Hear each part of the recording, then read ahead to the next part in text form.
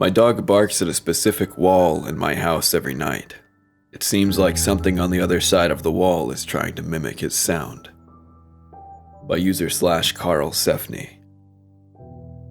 My dog Max barks at the wall every day. He's a 4-year-old border collie who has been with me since he was a puppy. I adopted him after ending a long-term relationship, feeling lonely and in need of some company in my now empty home. I had heard about their intelligence, but Max truly surprised me. He learned my wake-up time, and once, during a severe peanut allergy episode, managed to press the emergency button on the phone. In a way, I owe my life to this little canine, which is why I became very concerned about what's been happening. 2 weeks ago, as I was getting ready for bed, I noticed Max standing and staring at one of the walls at the end of the hallway, near the master bedroom. I thought maybe it was a bug or something of the sort.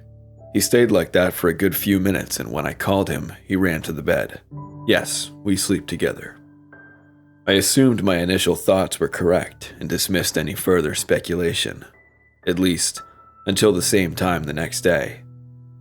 It was 10 p.m., and there was Max, ears perked up looking at the wall.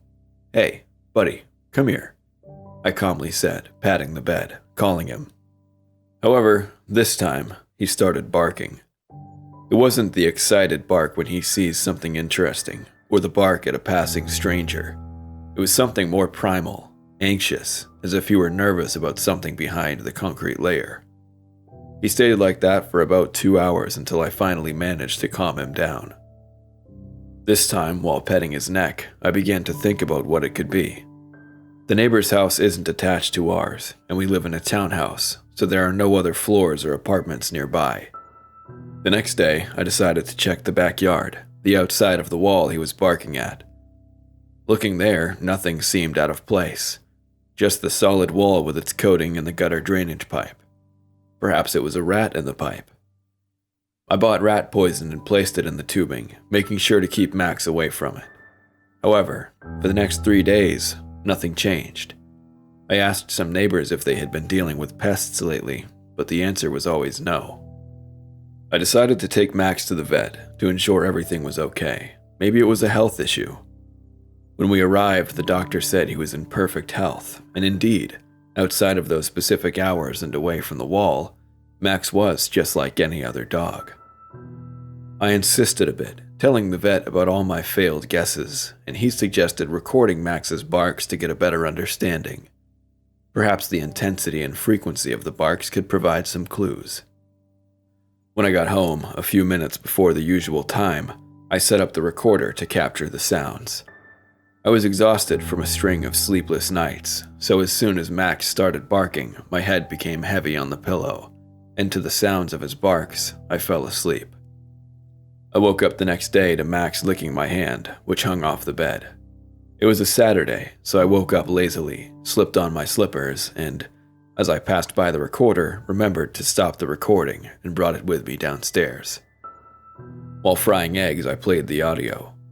Nothing out of the ordinary, just Max barking, and it continued for about 10 minutes, perhaps. I was ready to turn off the audio to eat in peace when suddenly, a bark sounded. And I know it sounds obvious. Wow, a bark in your dog's recording. Who could have expected that? But it wasn't Max. It was a muffled bark, more distant, as if it were coming from behind the wall, I suppose. They continued like that, Max reacting to the wall's bark by barking more, and they went on in this cycle for a good while. I asked Mr. Charles, my neighbor at the back, if he had heard any barking or if anyone in the neighborhood had recently adopted a dog. He denied it, saying he only heard Max, and I should check if there was anything wrong with my dog. I decided to stay awake that night and listen to this bark for myself. Precisely as Max started barking, those barks began. It was as if they were indeed right behind the wall, even though we were on the second floor. After a few minutes of this, I pounded on the wall with my fist. "Hey, enough already." The bark turned into a low growl. "Go home, boy." I knocked again. The sound ceased completely. I waited a bit, and indeed it didn't return. I called Max and we lay down to sleep. However, I woke up in the middle of the night. startled by a loud noise coming from behind the door. Max, by my side, though still lying down, was alert, pointing his nose towards the noise. I cautiously removed the blanket from my body, and on tiptoes, I went to investigate. Looking through the keyhole, I saw there was nothing. I opened the door cautiously. The empty hallway stared back at me. Suddenly, again, the noise on the wall, a thud. But the worst part was what followed. It was a strange sound, like a bird perhaps, a parrot when it mimics speech, but with the voice of a larger animal, something with a raspy throat. It began to mumble unintelligibly until I realized. Enough. It banged again. I froze. Go home, boy. The syllables elongated, as if it didn't know when to stop. I didn't know what to do. Max started barking, and the thing continued in return. I called the police in a panic, saying someone was outside, banging on my wall, accompanied by an animal.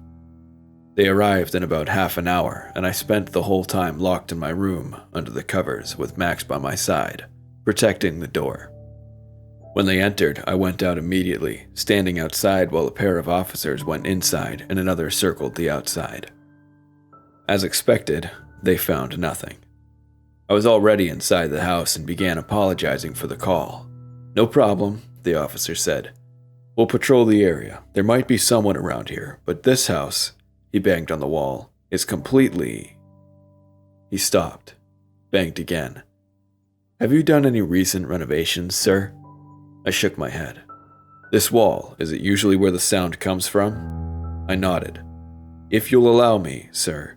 He took a small device and made a hole in the wall, expanding it a bit more, up to about 10 centimeters. He called me over to see, pointing to the inside of the wall, entirely hollow. The sound wasn't behind the wall, it was inside it.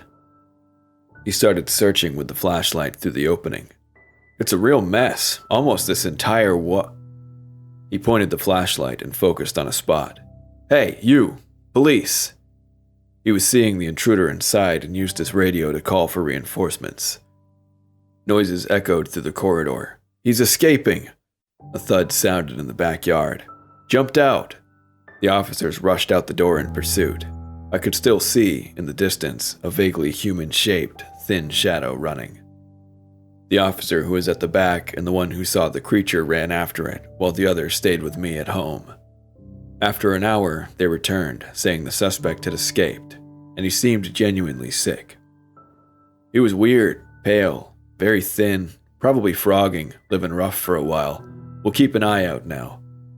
They bid farewell, saying they would be on standby in the neighborhood, in case the strange intruder decided to return.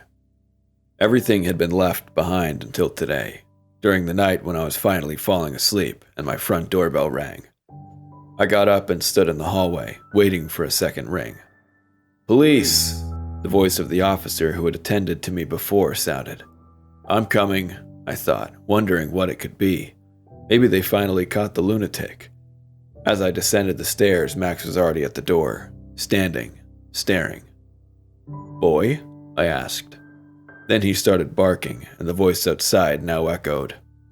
Hey. A bang. Boy. Its disguise unraveled. The horrifying voice, creeping with each syllable, made my spine shiver. Hey. It banged once more. I was about to call the police again when I decided to do something. Look, I wanted to know who was out there, who took away my peace, or what of him was left. I cautiously approached the peephole, instantly regretting it. There it was, an almost human figure. Almost. As my eyes adjusted, I could see more details, and by God, I almost vomited. Its skin wasn't its own. It wore skin on top, the face of the officer. Folds formed where there was excess, and the texture stretched where it lacked, as if it were trying to adjust the suit to its body. Some parts were missing, especially in the chest, where a trail of blood descended to the feet. I put my hand over my mouth to prevent a scream followed by a vomit fountain. I called the police again. I don't know if they'll believe me. I don't know if they'll arrive before it does.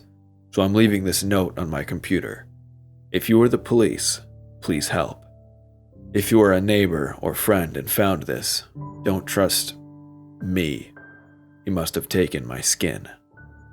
I just hope it ends well, for both me and Max. Thank you guys for listening. I hope you enjoyed the video, and I'll see you next time. Goodbye.